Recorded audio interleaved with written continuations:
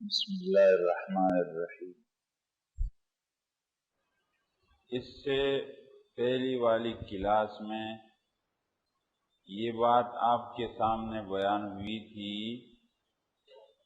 کہ رسول اللہ صلی اللہ علیہ وسلم زمانے میں اور جس صدی میں بھیجے گئے یعنی 6 صدی، اس زمانے میں دنیا کا ماحول کیا تھا؟ رسول اللہ صلی اللہ علیہ وسلم جس عرصے میں آئے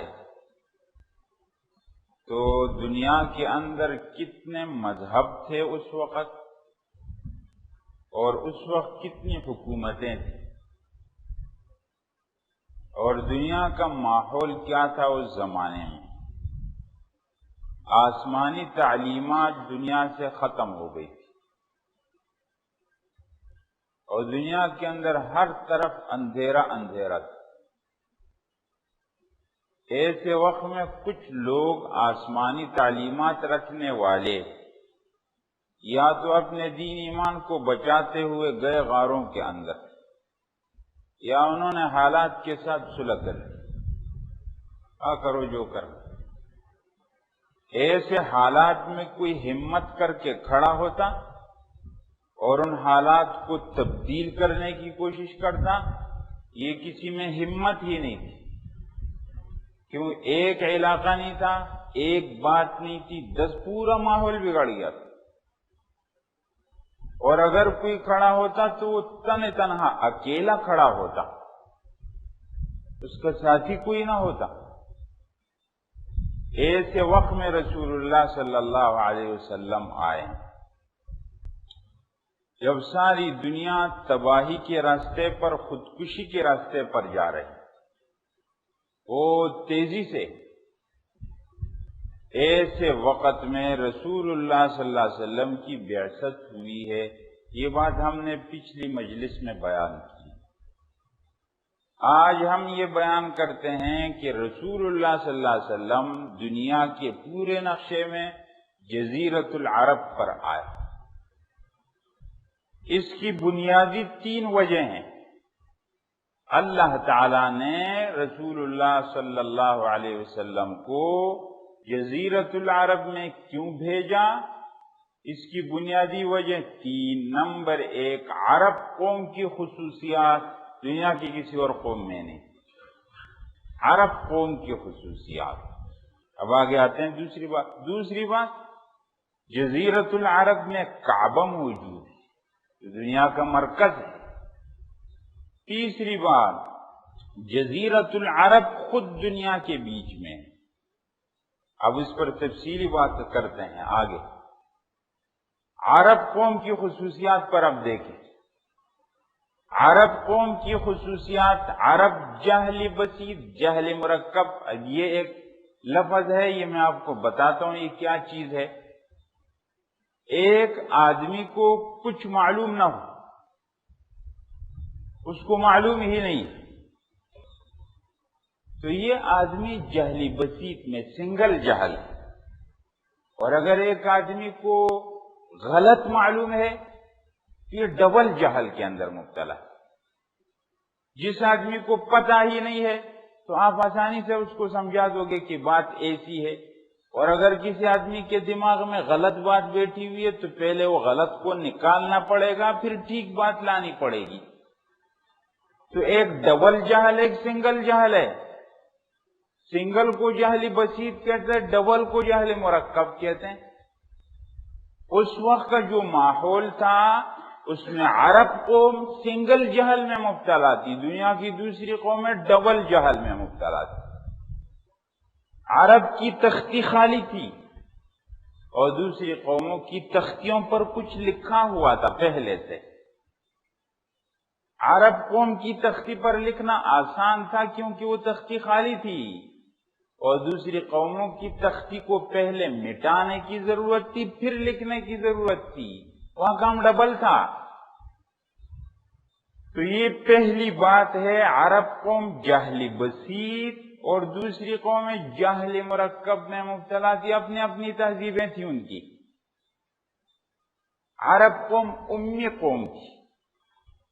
اللہ تعالیٰ نے قرآن کریم میں فرمایا کہ اللہ نے امی لوگوں میں ایک پیغمبر بھیجا۔ امی ان پڑھ کو کہتے، امی منسوب ام کی طرف، ماں کو کہتے ہیں۔ ماں کے پیٹ سے جب لوگ نکلتے ہیں تو ان کو کچھ بھی نہیں آتا ہے، تو جو آدمی آخر تک ایسا ان پڑھ رہے اس کو کہتے ہیں یہ امی ہے، وہی جیسے ماں سے نکلے تھا ویسا ابھی تک ہے، امی ہے۔ تو اب پہلی بات یہ ہے۔ دوسری بات، عرب کا مضبوط قوت ارادی، ایک کام کا ارادہ کیا تو اب ہٹنا نہیں ہے پیچھے۔ اس کی مثال سہیل بن عمر، یہ کفار کا ایک سردار تھا جو بعد میں مسلمان ہوا ہے۔ جب حدیبیہ کی صلح ہو رہی تھی، انشاءاللہ حدیبیہ کا صلح آگے آئے گا، جب رسول اللہ صلی اللہ علیہ وسلم بات کر رہے تھے ادھر سے کافروں کے سردار آئے، مذاکرات چل رہے تھے اس بات پر کہ اس سال آپ لوگ عمرہ نہیں کریں گے، اس سال آپ جاؤ، اگلے سال آؤ گے، اور بہت ساری باتیں وہ اپنے موقع پر آئیں گی۔ وہاں مذاکرات جب ہو رہے تھے، معاہدہ ہو رہا تھا، تو رسول اللہ صلی اللہ علیہ وسلم نے فرمایا یوں لکھو ھذا ما قاضى به محمد رسول اللہ، یہ وہ معاہدہ ہے جو محمد رسول اللہ صلی اللہ علیہ وسلم اور قریش کے لوگوں کے درمیان ہو رہا۔ سہیل بن عمر نے کہا محمد رسول اللہ مت لکھو، محمد ابن عبداللہ لکھو، اگر ہم رسول اللہ مان لیتے تو جھگڑا کس بات کا، محمد رسول اللہ مت لکھو، اپنی بات پر ڈٹے ہوئے۔ دوسری مثال عکرمہ بن ابی جہل، ابو جہل کا بیٹا ہے عکرمہ، یہ کافروں کا کمانڈر تھا جنگوں میں، آخر وقت میں مسلمان ہو گیا، آخر میں بالکل یرموک کی لڑائی ہو رہی تھی اور وہاں سے کافر لوگ بڑے حملہ کر کے آ گئے، اور یہ مسلمانوں کے کمانڈر تھے اس وقت۔ انہوں نے للکار کر کافروں کو کہا رک جاؤ، جب تک یہ بات میری سمجھ میں نہیں آئی تھی تو میں ہر جگہ محمد الرسول اللہ صلی اللہ علیہ وسلم کے مقابلے میں ڈٹا رہا، میں بھاگا نہیں، اب جب یہ بات میری سمجھ میں آ گئی تو تم سے کیسے بھاگوں گا، میں بھاگوں گا نہیں۔ پھر آواز لگائی اپنی قوم میں کہ کون ہے جو آئے میرے ہاتھ پر موت پر بیعت کرے، کچھ لوگ آگے بڑھے، وہ بڑھتے رہے، وہ شہید۔ یعنی کیا مطلب ہے، ارادہ بڑا مضبوط عرب کا۔ دوسری بات صاف گوئی، صاف گوئی، صاف بات کرنی ہے، بات گول مول نہیں کرنی ہے، جو بات ہے صاف کہنی ہے۔ عباس بن عبادہ خزرجی کی مثال ہے، جب رسول اللہ صلی اللہ علیہ وسلم حج کے موقع پر حج کے لیے آئے ہوئے لوگوں میں جا کر کے گشت کرتے تھے، تو مدینہ سے انصار آئے تھے، اس وقت تو انصار نہیں بنے تھے، رسول اللہ صلی اللہ علیہ وسلم ان کے پاس گئے اور ان سے بات ہوئی کہ اگر مجھے میری قوم نے نکالا یہاں سے تو کیا آپ مجھے اپنی جگہ میں پناہ دے دو گے، میں آپ کے پاس آ جاؤں گا۔ تو وہ قوم نے کہا ٹھیک ہے، وہ مسلمان ہو گئے تھے۔ عباس بن عبادہ خزرجی ان کے اندر ایک صحابی تھے، انہوں نے اپنی قوم کو کہا بات کو پہلے سمجھو، تم رسول اللہ صلی اللہ علیہ وسلم کو اپنے پاس پناہ دے رہے ہو، اس کا مطلب بھی تم کو معلوم ہے؟ کیا مطلب ہے اس کا؟ اس کا مطلب یہ ہے کہ جب یہ تمہارے پاس آئے گا ساری دنیا تمہارے خلاف ہو جائے گی، تم سے اس کو مانگیں گی وہ قومیں، اور اس پر تم کو اپنے بچوں کو یتیم کرنا پڑے گا اور اپنے بیویوں کو بیوہ کرنا پڑے گا اور اپنا مال دولت ہاتھ سے جائے گا، لیکن تم اس کو حوالہ نہیں کرو گے۔ اگر اس بات کے لیے تیار ہو تو پھر تو ان کو لے لو، اور اگر کل تم گھبرا کر کے ان کو واپس دشمنوں کے حوالے کر دو تو تم کو دنیا آخرت کی ذلت ملے گی، ابھی سے مت لو، پھر اس بات کو سمجھو ابھی سے۔ تو کہتے ہیں قوم نے کہا ہم تیار ہیں ہر حالات کے لیے، ہم اس کو کبھی بھی نہیں حوالہ کریں گے۔ تو اس موقع پر کہا بالکل ٹھیک ہے، لیکن قوم نے کہا یا رسول اللہ اگر ہم ایسا کریں کہ آپ کے لیے بالکل کھڑے ہو جائیں تو ہم کو ملے گا کیا؟ فرمایا جنت تم کو ملے گی، انہوں نے کہا ہم تیار ہیں، آپ ہاتھ بڑھائیں ہم جہاد کریں۔ عباس بن عبادہ خزرجی کی مثال صاف صاف بات ہے۔ آگے ہے عمل کی سنجیدگی۔ دیکھیں حضرات، ایک بات ہے دنیا میں، بہت سارے لوگ کام کرتے ہیں شوقیت طور پر کہ کچھ ہونا چاہیے، بس وہ سنجیدہ نہیں ہوتے اس کام میں، کہتے ہیں بس کچھ ہونا چاہیے، ایسا شور شرابہ ہونا چاہیے، لوگ ہونا چاہیے، رش ہونا چاہیے، ایسا کچھ ہونا چاہیے، وہ شوقیہ کام کرتے ہیں۔ کچھ لوگ ہوتے ہیں جو اپنے کام میں سنجیدہ ہوتے ہیں۔ عرب قوم جب کسی کام میں لگتے بہت سنجیدگی سے لگتے تھے، اور اس کی مثال کیا ہے؟ عقبہ بن نافع، یہ مسلمانوں کا بہت بڑا کمانڈر ہے، چلتے چلتے بحر اوقیانوس پر پہنچا ہے اور اپنے گھوڑے کو آگے پاؤں ڈال دیے پانی میں اور کہا اے اللہ اگر مجھے معلوم ہوتا کہ آگے بھی ہے کوئی تو میں آپ کا پیغام لے جا کر کے ان تک پہنچاتا، لیکن آگے نہیں ہے معلوم مجھے۔ عمل میں سنجیدہ ہے، شوقیہ نہیں ہے، شوق ہو گیا تو کام کر لیا، شوق نہیں ہوا تو چھوڑ دیا، موسم اچھا ہوا تو کر لیا، موسم خراب ہوا تو کہا آج تو موسم بڑا خراب، موڈ اچھا ہوا تو کر لیا اور کہا آج تو میرا موڈ بڑا خراب ہے، آج میں نہیں کر سکتا۔ موڈ کے پیچھے چل رہے ہیں، موسم کے پیچھے چل رہے ہیں، کہا آج لوگوں نے بڑا ٹھیک سنا تو بس پھر کروں گا، آج لوگ نہیں صحیح تھے بس میں نہیں کرتا ہوں۔ کیا مطلب ہے؟ وہ لوگوں کے پیچھے، موسم کے پیچھے، موڈ کے پیچھے چل رہا، یہ اپنے عمل میں نہیں سنجیدہ ہے۔ حضرات ہم اپنی زندگی میں دیکھ سکتے ہیں، ہم بہت ساری جگہوں میں صرف شوقیہ کام کرتے ہیں، سنجیدہ نہیں ہے۔ اب عرب قوم کی تیسری حریت آزادی، آزادی ہے ان کے اندر، غلامی نہیں۔ مغیرہ بن شعبہ رستم کے دربار میں گئے، ایران کا، رستم کے دربار میں گئے، تخت پر اوپر بیٹھا ہوا بڑے تکبر کے انداز میں، اور دوسرے لوگ اس کے نیچے بیٹھے ہوئے نیچے، اور وہ بڑے تخت پر اونچا بیٹھا ہوا غرور میں۔ مغیرہ بن شعبہ گئے اس کے ساتھ بات چیت کے لیے، اس نے کہا تھا، مغیرہ بن شعبہ رضی اللہ تعالیٰ جب گئے تو سیدھے جس کے ساتھ جا کر کے اس کے تخت پر بیٹھ گئے، تو وہ لوگ جلدی سے آئے جو اس کے آس پاس بیٹھے تھے اور مغیرہ بن شعبہ کو اتار کے نیچے کہا تم نے گستاخی کی ہمارے کمانڈر صاحب کی۔ تو مغیرہ بن شعبہ رضی اللہ تعالیٰ نے اس موقع پر فرمایا کہ میں تو تم کو بڑا عقل مند سمجھ رہا تھا، لیکن تم بہت بیوقوف لوگ ہو، ہم تو سب انسان برابر سمجھتے ہیں، ہم میں تو یہ فرق نہیں ہے کہ یہ آسمان پر بیٹھے یہ زمین پر بیٹھے، یہ فرق ہمارے ہاں نہیں ہے۔ آج آپ سب دیں کہ غلام قوموں کی اور باتیں ہوتی ہے، آزاد قوموں کی اور آزاد ہوتے ہیں۔ حضرات غلام قومیں اپنا روب جمانے کے لیے، اپنی بڑائی ثابت کرنے کے لیے سارے غلط طریقے اختیار کرتے ہیں، آزاد قوموں کا اپنا طریقہ ہوتا ہے۔ غلام قوموں میں شرافت کم چلتی ہے حضرات، وہاں ڈنڈا زیادہ چلتا ہے۔ شریف قوموں میں، آزاد قوموں میں شرافت چلتی ہے۔ کیا مطلب ہے؟ آپ نے کسی کے ساتھ شرافت سے معاملہ کیا، اس نے آپ کے ساتھ ڈبل شرافت کا مظاہرہ کیا کہ یہ صاحب میری عزت کر رہے ہیں اور مجھے میرا احترام کر رہے ہیں تو مجھے اس سے زیادہ کرنا چاہیے۔ اور غلام قوم کے ساتھ آپ شرافت کا مظاہرہ کریں گے تو وہ اس کو اپنا کمال اور آپ کی سادگی سمجھے گا، یہ سمجھتا نہیں ہے۔ کیا مطلب ہے؟ اس کو میرے ساتھ یہ معاملہ نہیں کرنا چاہیے، مجھے ڈنڈے کے ساتھ چلانا چاہیے۔ وہ مجبور کرتے ہیں لوگوں کو ڈنڈے کے ساتھ چلانے۔ تو یہ پہلی بات ہو گئی عرب قوموں کی عادات۔ دوسری بات کعبے کا وجود، جزیرت العرب میں کعبہ موجود ہے، یہ ہے کعبہ، یہ ہے جزیرت العرب دنیا کے اندر، یہ لال، یہ جزیرت العرب۔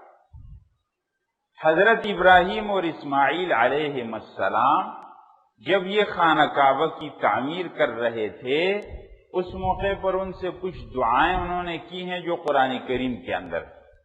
پہلی بات، اے اللہ اس جگہ کو، اس شہر کو امن سکون کا گہوارہ بنا دے، یہاں امن ہو، اطمینان ہو۔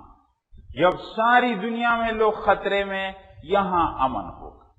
اور آج ایسا وہاں امن ہے، زبردست امن ہے۔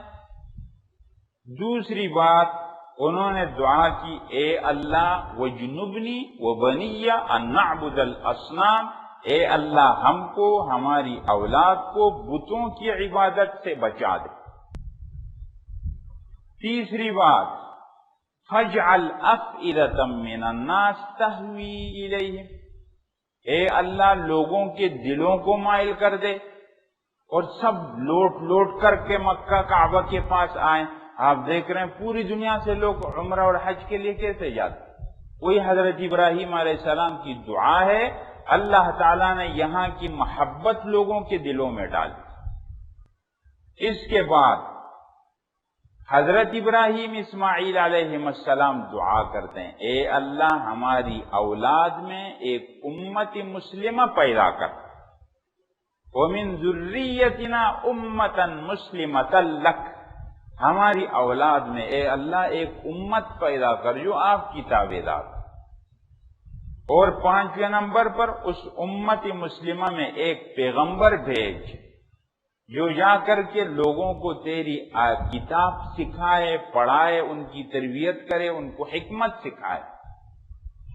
اس لیے رسول اللہ صلی اللہ علیہ وسلم فرماتے تھے کہ میں انا دعوت ابراہیم وبشرا عیسیٰ ورؤیا امی، میں حضرت ابراہیم علیہ السلام کی دعا کا نتیجہ ہوں۔